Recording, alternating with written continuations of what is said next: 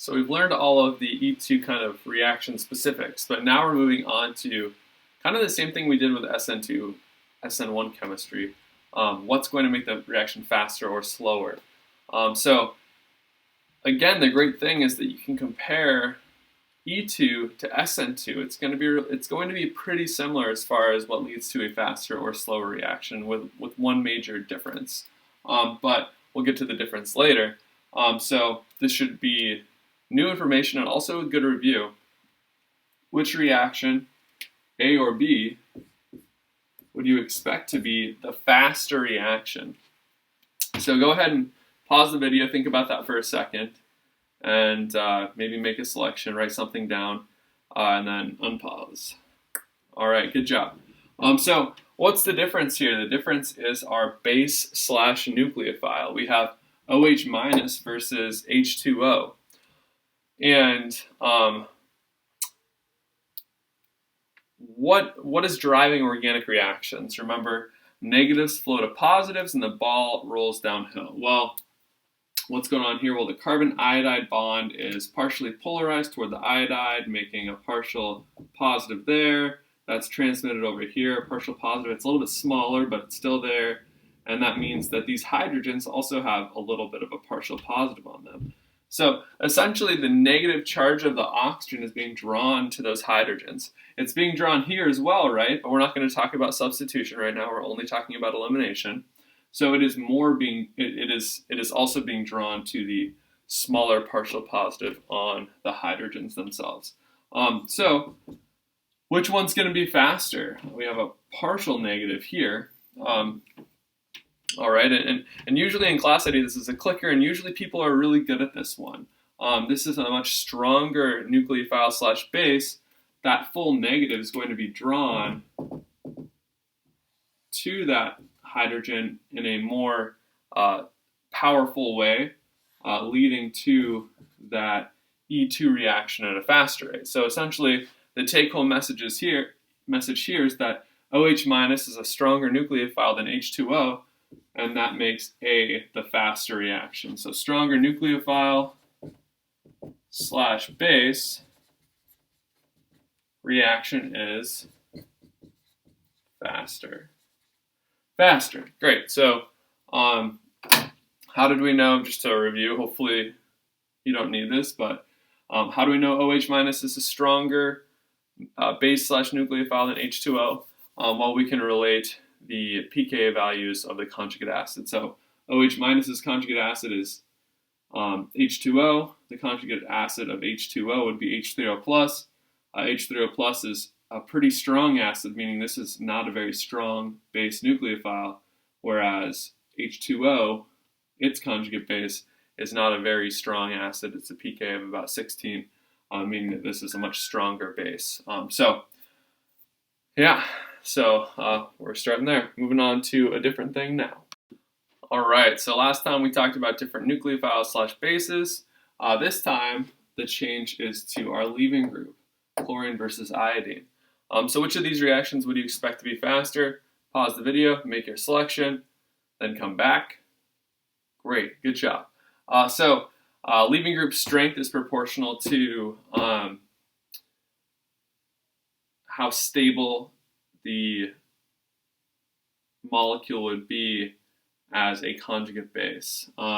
So really what we're looking at is the stability of I minus versus Cl minus, not I minus up there. So what is more stable, Cl minus or I minus? And what that came down to in the acid base chapter was the larger surface area that a charge is delocalized around makes it more stable. And if we have a periodic table, we have chlorine, then bromine, then iodine. Iodine is the biggest of those, so iodine has a much larger surface area than chlorine. That makes it more stable. That means that it is a better leaving group. That means that B would be a faster reaction. So better leaving group means that the reaction is faster. So again, this shouldn't be new information. It's the same situation for SN2 or SN1. So better leaving groups make reactions faster. All right, moving on to solvent. All right, so last thing we're talking about on this page of the notes is essentially how is a solvent going to impact the rate of these E2 reactions? Water versus DMSO. So water versus DMSO, which of these is a protic solvent? Which of them is an aprotic solvent? Protic sounds like proton. Acidic protons are protic solvents. So H2O is not a terribly acidic molecule, but it does have OH bonds. Those are acidic. This is a protic solvent, and this is an aprotic solvent. DMSO looks like this. These hydrogens on the carbons are not very acidic whatsoever, so this is an aprotic solvent. And remember, these hydroxides can't be by themselves. We often draw them by themselves because their counterion doesn't have a huge impact on reactions. But one thing that we talked about extensively in a video or in person, but yeah, anyway, was that essentially what do the solvents do with the nucleophile / base? So how does a protic solvent impact the sodium and the OH minus, and how does an aprotic solvent impact those? So which one's faster? Let's take it just there by itself. Let you guys give this one a go. So pause the video, decide which one's faster, and then unpause. Okay, you did that.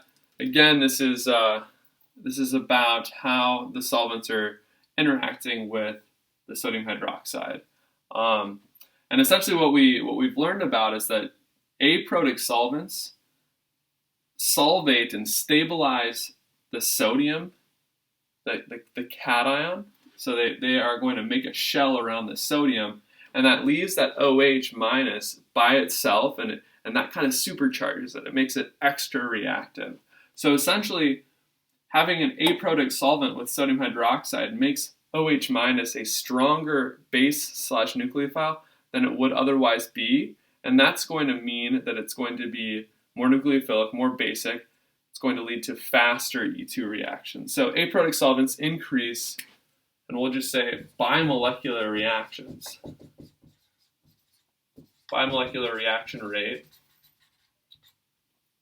So having a combination of an aprotic solvent with this strong nucleophile / base is going to increase the rate of an E2 reaction, where protic solvents, what we talked about previously, was that they are really good at stabilizing carbocation intermediates and also anions. So they are able to make a solvation shell around that OH minus and stabilize that as well.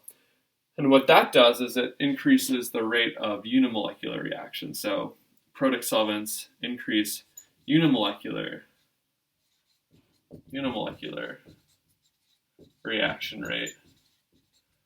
So this H2O as the solvent's actually going to slow that reaction down, whereas it's going to increase the rate of B. So that is how solvents impact E2 reactions. And it's the same situation for SN2. That would an aprotic solvent increases the rate of bimolecular reactions entirely, so SN2 and E2 rates should be increased.